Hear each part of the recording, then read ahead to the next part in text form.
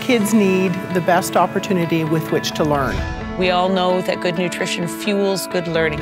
Kids settle a lot more when they have a full tummy. It allows children to pay attention and participate in the education process. I think the program does address the needs of our community. It engages our entire intergenerational school community. The fact that we can offer our students a healthy start to the day is huge. Food for Thought is, I think of it as the anchor for this school. What I see the Food for Thought program doing for this school is on a daily basis through our morning snack program. Students get a nutritious snack in the classroom first thing off. And every Wednesday they get a bigger nutritious breakfast. Wednesdays are our best attendance days. They are motivated to come to school for that great start.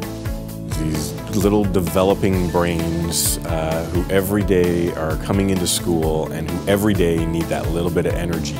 And being able to provide the snacks or the meals so that these kids, their brains can develop, they're attentive, they're ready, so that every opportunity is available to them.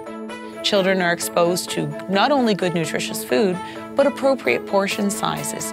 So they get a sense of what good and healthy eating looks like and feels like.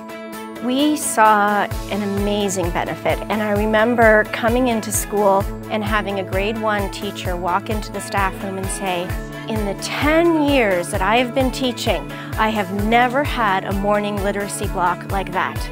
And she said, I had no idea that part of the problem I was having in the morning with behaviors and with academics and just getting everybody going was because they were hungry. We found out with the research that kids are, their energy levels are proper for the classroom setting. The incidences of violence go down, academic scores go up. Children who get the opportunity to have a nutritious breakfast or snack, that in itself, in terms of the determinants of health, has a significant impact. It also allows their brain to be nourished in terms of them being ready to learn. I think most people approach this in a very positive way because they've experienced it within their own family as not a rich, poor thing, but a finicky kid who doesn't eat exactly when mom wants to feed them.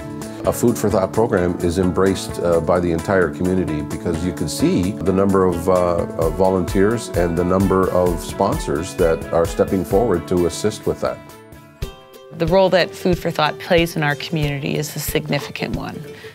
Not only providing support for children around nutrition in schools in a lot of different ways, but also in building community in schools and engaging community businesses and parents to become involved in schools and supporting sound nutritional practices for all our kids. It's very important to our school community. It ties into our school improvement plan. Through our school community, we have had help from our local churches, so the members come and help us with preparing the food. We will have a student in kindergarten with a grandmother who will come in the morning and help load the bins. We have our primary students who also load the bins. We have our junior intermediate students who come down and empty the bins at the end of the day. And our senior friends from the John Noble Home, they made banana bread for us last week and brought it over. So it's wonderful because we are developing those partnerships.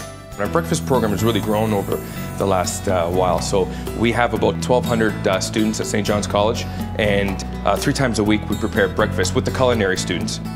Our relationship with Brant Food for Thought is essential. Without them, we wouldn't be able to run this program that we're running now.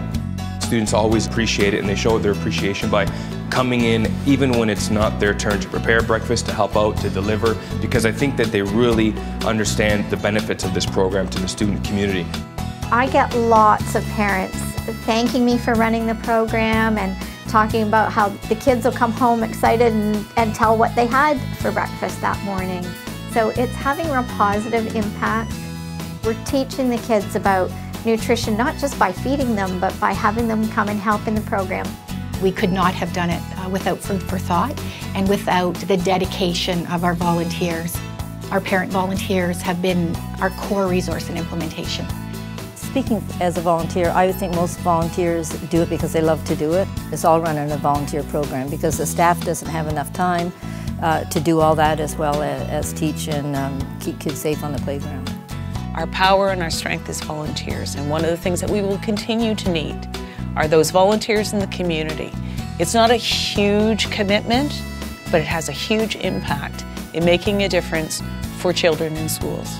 When kids are young, they see what an ideal breakfast looks like. So as they get older and become teenagers or parents, we hope that that changes a new generation. It's a win for the students who get the opportunity to prepare these things. It's an opportunity for them to, show stewardship and helping the community, and then our entire student body, including the staff, gets, to reap the benefits of the program.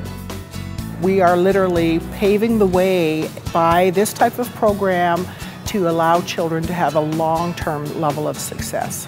This is an opportunity for all of us to support children in getting off to a healthy start, in learning, in nutrition, in making wise choices for their own health and for their own future.